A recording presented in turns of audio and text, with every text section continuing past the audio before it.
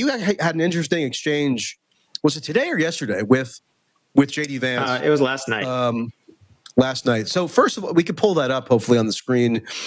It was about the deportations that are going on and the apparent decision that it's totally America first to have a penal colony in El Salvador with no due process to speak of, and the Trump administration seemingly defying more and more judicial orders, even after admitting that the deportation was effectuated on this one particular individual, Abrigo Garcia, by error, they claim.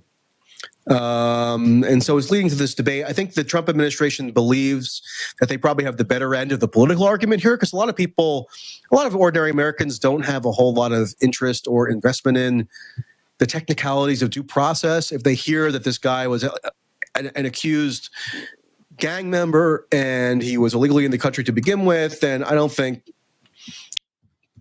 there's like a supermajority of Americans who are going to be that concerned with like the manner in which he was expelled from the country.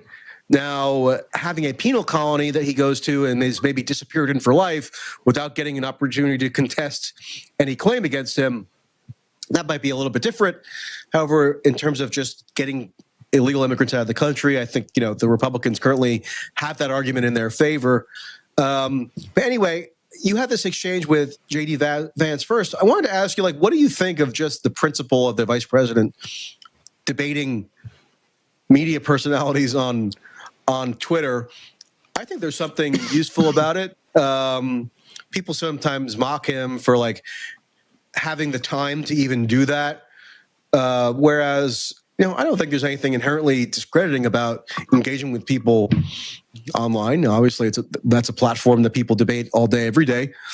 So what do you think of just the concept of him engaging with you? I think he might have done it once before, actually.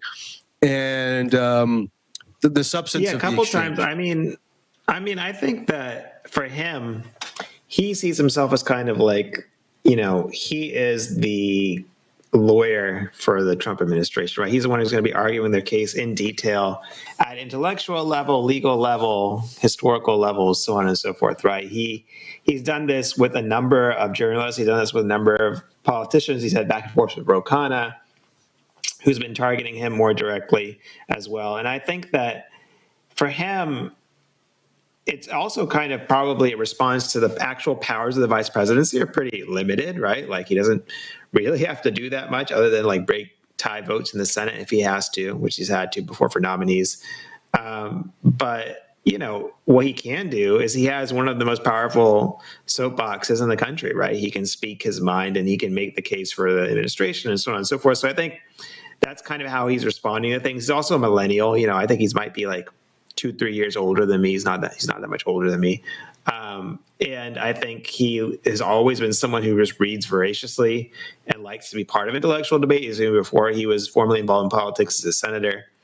And so I think he's just naturally continuing to do it. And I think if I had to guess, the Trump administration probably likes that he does it, right? They feel like they have someone who's kind of above Trump's level in terms of argumentation and book smart intellect doing it. So it's probably a pretty good fit for him to be doing that. It's more useful than whatever Kamala Harris was doing. Yeah, you can't imagine Kamala Harris engaging in long back and forths with people online, no. Right? Could you? She'd be too intimidated to do it, and she wouldn't have thoughts about a lot of things, and she'd have staff doing it for her, and blah blah blah. It's different with him, right? He's almost like a pundit himself, right? He's just kind of controlling. He was. Not almost. He was. That's how he gained his national profile. He had a successful book, and then he was brought on to lots of TV shows and things to talk about the book. And then inevitably in 2016, he was asked about Trump and the dynamics around the election that year, and he gained a punditry profile, and that's what then served as the basis for him to seek to run for Senate in Ohio. So yeah, this is kind of in some certain ways his natural state. Yeah, I think it's a development of his skill set as like you said, as a pundit who turned into a politician, but who still kind of retains some of those attitudes and some of the demeanors and so on and so forth. So I think that he's going to continue to do it. I don't really see number of downsides. The only downsides would be if he strung out positions that aren't the Trump administration's positions, and then he ended up like tweeting them into having entirely different positions, which he so far he has, and he actually been fairly disciplined about that, kind of staying with the party line. But yeah, last night. Yeah, how about the substance of the exchange? Yeah. Because let's pull that up on the screen if we can, because we have it ready. But it's pretty interesting. So the vice president decided to debate you. And so last night he was making an argument. The administration's been getting a lot of flack because, as you all have covered on your show, they have been using a prison in El Salvador, which they are subsidizing through a contract, to deport people, right? A lot of those people who are being deported are not being given like the even very narrow due process, meaning like a deportation proceeding before a judge, right? Where they get some time to defend themselves. Often these are very quick, like 5 minutes, literally in some cases. A lot of people have not gotten that. And the concern is that some of them just don't even have a criminal record in the country illegally. Why are they being sent to a prison? Like, can't they just be deported to some country, like their country of origin? Some of them are not even Salvadorian. And then one gentleman was actually, even the administration's lawyers admitted that there was an administrative error in sending him. They didn't actually mean to do it. So the question is like, that went all the way up to the Supreme Court. The Supreme Court is like, you need to facilitate his return to the United States. Administration will not do it. They will not try to bring him back. They'll not even ask the president of El Salvador to bring him back. And then the president of El Salvador is like, I can't bring him back if they don't want him. They're both kind of like pointing the finger at each other.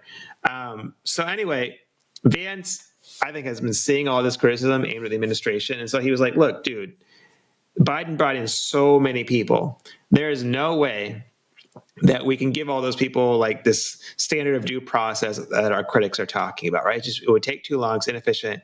He cited a number 20 million. I don't really believe 20. I don't think there's 20 million people in the country illegally. I think that's really inflated, but whatever the number is. So I engaged with him. I was like, dude, like, I do think that, like, if you're accusing someone of a crime, a trial is appropriate, right? And which is like, remember, at one point, it's usually not go ahead. At one point, J.D. Vance, this was a few weeks ago, said that this guy was a convicted MS-13 member, implying that he had been convicted of a crime associated with his purported membership in this gang, which was not the case at all. No, I mean, first of all, you can't be convicted of being in a gang. It's not a crime inherently, right? What had happened is an informant had accused him of being part of MS-13. Never really went anywhere. Did not convict him of any crime. There were a lot of holes in what the informant had said, and oftentimes police get things wrong. That's fine, but that's why you have due process, right? And then, Stephen Miller has called him, I think, a terrorist. I don't know anyone he's terrorized. He's never been convicted of blowing in something up or shooting anyone. Yeah, Bukele called him a terrorist too. Bukele said at the White House meeting with Trump, "What am I supposed to do? Smuggle a terrorist into the United States?" As like disclaiming any ability to facilitate, as the Supreme Court ordered, the return of this individual to the United States. So yeah, there's some irony in that. A lot of these MAGA people will claim that they are these big opponents of Bush and Cheney, that despise Bush and Cheney, and yet they're incredibly eager to deploy like the rhetorical and legal architecture of the war on terror period by just declaring whoever they want to be a terrorist, and then any due process protections and civil liberties that might be afforded to that person dissipate.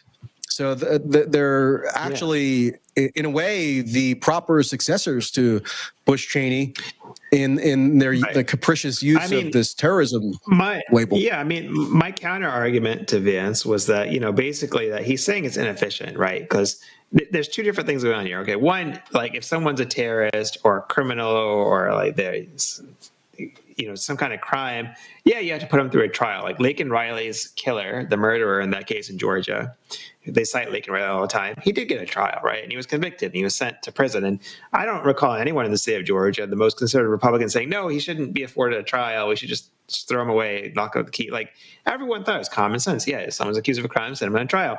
So that's one thing. If you're actually accusing people of these serious crimes, which they are like every day, like Stephen Miller, Bukele, blah, blah, blah. The other thing is like deportation. For a deportation, you don't usually get a jury trial, but you do get a judge, right? And the judge looks at your case, looks at the facts. Okay, you stay, you leave, whatever.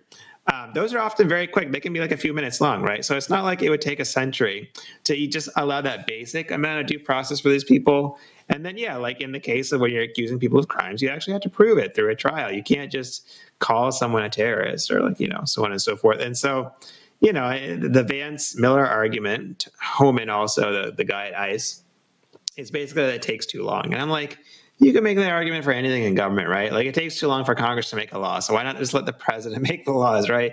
It takes too long to debate whether they're going to war. Why doesn't the president just go to war? I mean, that's kind of what we do now. Congress barely votes on wars that we take part in, right? So like this devolution of power towards the top, it's kind of like a road to tyranny. And one of the arguments that's actually in favor of a tyrant, and usually what tyrants argue, is that having these emergency powers helps speed things up so they can respond quickly.